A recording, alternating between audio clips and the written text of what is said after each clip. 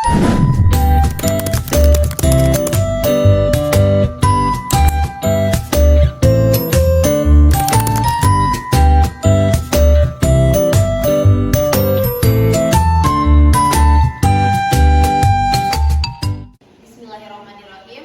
Assalamualaikum warahmatullahi wabarakatuh. Yang terhormat Bapak Bejo selaku Kepala Desa Karangduren dan yang terhormat Bapak Ali Warsono selaku Ketua Kelompok Tani Maju.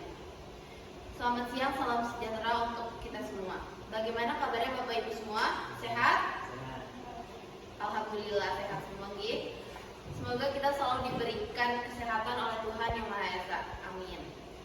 Sebelumnya ada pepatah tak kenal maka tak sayang, kalau belum kenal maka kita kenalan. Perkenalkan, saya Miska Aulia Kristina. Saya Purna Sudadivin. Saya Rizal Putri. Saya Delia Farida. Saya adalah Prasetyo. Kami dari Universitas Negeri Jenderal Sudirman dari Prodi Agribisnis.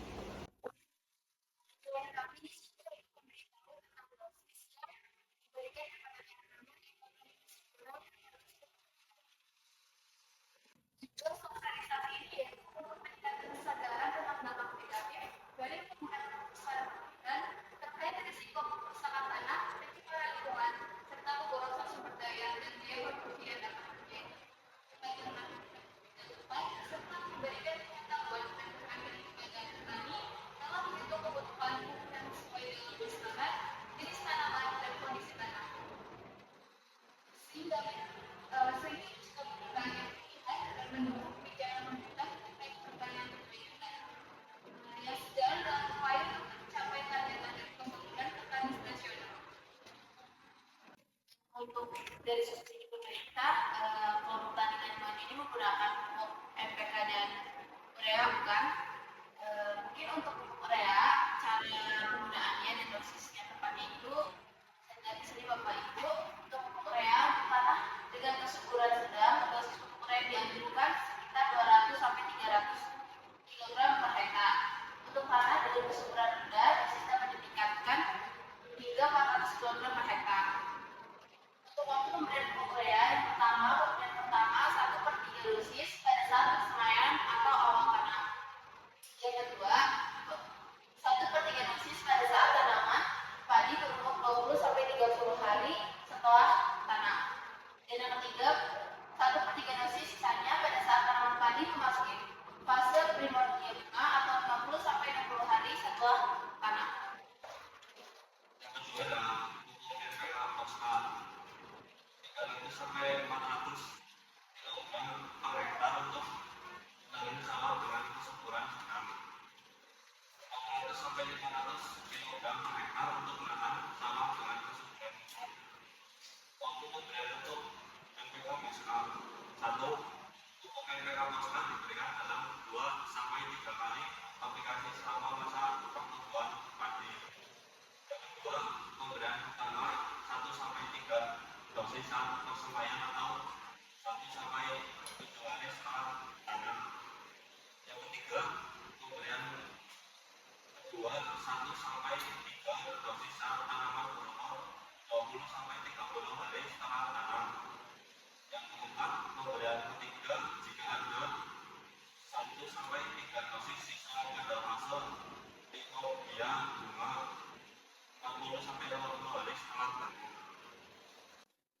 Baik Bapak Ibu, mungkin setelah memapakan materi ini kita bisa langsung berlapang untuk praktik pembuatan pupuk organik secara langsung dan melakukan perbandingan menggunakan tanaman yang menggunakan pupuk organik dan pupuk kimia.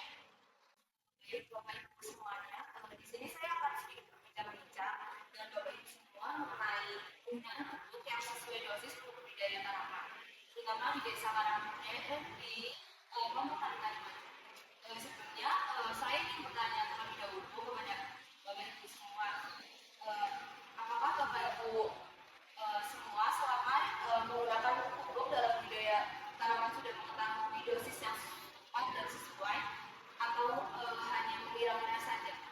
Kalau dari saya sendiri masih mengira-ngira dalam penggunaan pupuk yang penting dalam hasil panennya bagus. Oke, baik Bapak. Mungkin kendala di hutan ini tuh berarti masih adanya penggunaan dosis pupuknya tidak sesuai atau bisa kurang atau bisa lebih ya Pak. Eh, Mungkin tujuan kami di sini untuk memberitahu tentang dosis yang diberikan kepada tanaman.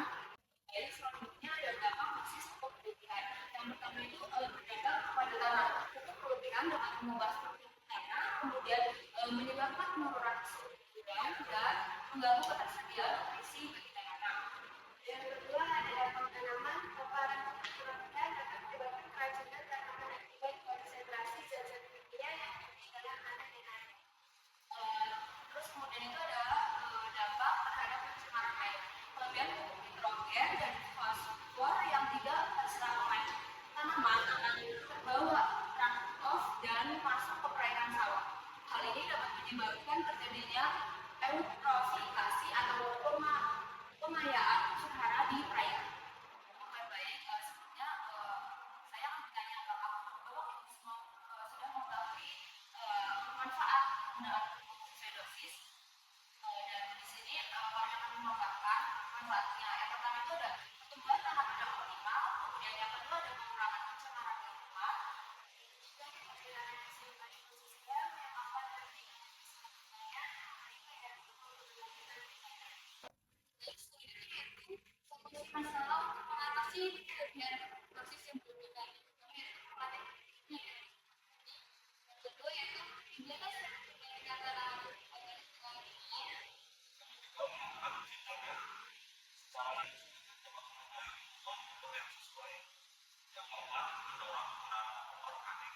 Yang kelima, peran fitur dapat untuk menunjukkan pemupukan yang sesuai. setelah mencoba pembuatan pupuk organik secara langsung dan melihat perbandingan kedua tanaman tadi, diharapkan Bapak Ibu dapat menerapkan apa yang sudah kami sampaikan terkait penggunaan dosis pupuk. Terima kasih untuk Bapak Ibu yang sudah hadir untuk mengikuti kegiatan sosialisasi yang berbicara. Jadi Bapak Ibu mungkin sekian pemaparan materi terkait penggunaan dosis pupuk yang sesuai. Apabila ada kekurangan dan kesalahan dari kami, mohon dimaafkan. Cukup sekian. Wassalamualaikum.